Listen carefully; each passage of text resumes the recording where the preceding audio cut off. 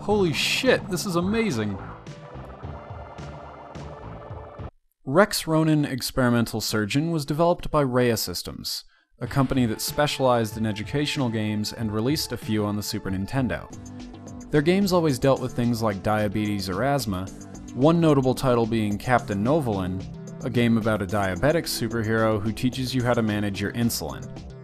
Rex Ronan was developed to teach children about the hazards of smoking. It's about a cigarette salesman who's suddenly dying from every affliction cigarettes could possibly cause all at the same time. So, Rex Ronan, Experimental Surgeon, shrinks himself down and heads into Jake's body to fight off the afflictions. The cigarette company is afraid that if Jake lives, he'll tell the world that smoking is dangerous, so they send microbots into his body to make sure that Rex Ronan can't save him. So to make sure that no one can find out that smoking can kill you, they're going to kill a man with smoking. And microbots. It plays a lot like Contra, except it's about as easy as Contra is hard. You're a damage sponge. You can take so much punishment that on most stages you can probably just run through without worrying about enemies or the damage you take, and make it to the end. When you do get into combat, you're going to have a few options like this spin kick. It only works about 50% of the time, but that's not really an issue since you can take so much damage that it doesn't matter if it fails and you get hit. Your other option is your gun. With its first mode, the flamethrower, it's really great at cleaning, but it's really poor at dealing with enemies. It just doesn't deal enough damage fast enough. Once you find a gun power-up, your gun is going to start firing in bursts. This is going to work out the opposite from the flamethrower. It's going to be able to take down any enemy in the game quickly, but for cleaning, it's just no good. It would take you forever anytime you tried, and there are going to be some things you just won't be able to get. Things that are too low on the wall, you can't get even if you crouch. It just doesn't work. Thankfully, you don't have to clear any of this stuff off to win. All it does is give you extra points when you make it to the end of the stage, and the points aren't worth anything. There isn't a high score screen, no one is competing at Rex Ronan Experimental Surgeon, yet. The game actually promotes that you don't clean this stuff off, which is weird considering their objective. This is an oxygen meter. It's constantly running, and when it runs out, you die. You're not going to spend time cleaning everything off when all it's going to do is cost you a life. One stage in particular is going to promote that you don't clean anything at all, because it's going to waste too much of your time on tight, awkward jumps like this. If you don't jump from the perfect magic spot with the perfect magic angle, you're not getting through. You're going to waste a lot of time on jumps like these, and you might die. This is probably the biggest threat to you in this game, and it doesn't feel natural, it feels like it was sort of forced. It doesn't even fit with the story either that Dr. Nick here is so brilliant that he can shrink himself down and invent a medical flamethrower that kills robots and cleans tar, but he can't bring an oxygen tank. Then again, an oxygen tank would take up valuable space that could be better used for purple jumpsuits. The game is really short. There are only 5 stages, and the last stage, the brain, is longer than the previous 4 put together, and it still only takes about 5 minutes to get through.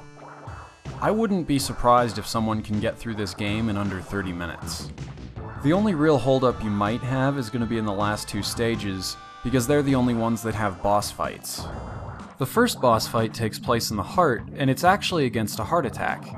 It's a really interesting idea, what you have to do to win being cleaning out an expanding blood clot, but it's a little broken.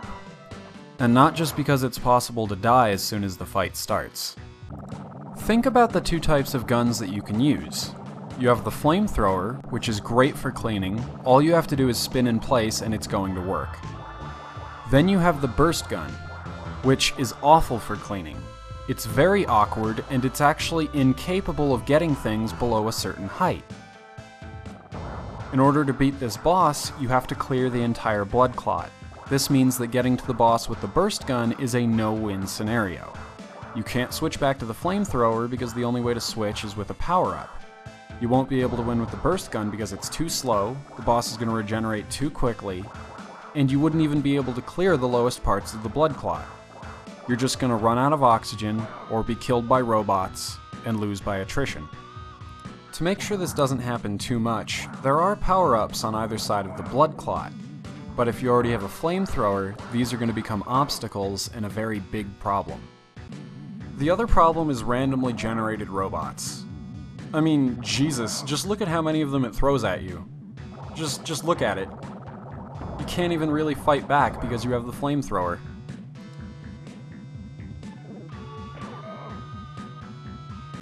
When they show up, what type and how many robots seems to be completely at random.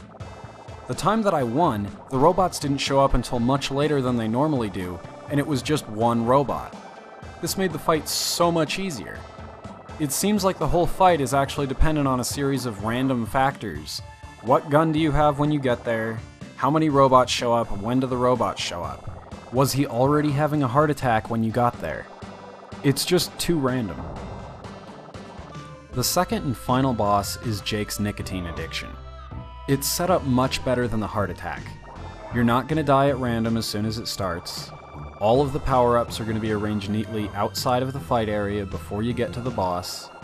You're still going to need your flamethrower, but the area you have to clear is much smaller. There's only 2 robots, this is set in stone, and all you do is rush in and spray as quickly as you can. That's it, it's very easy.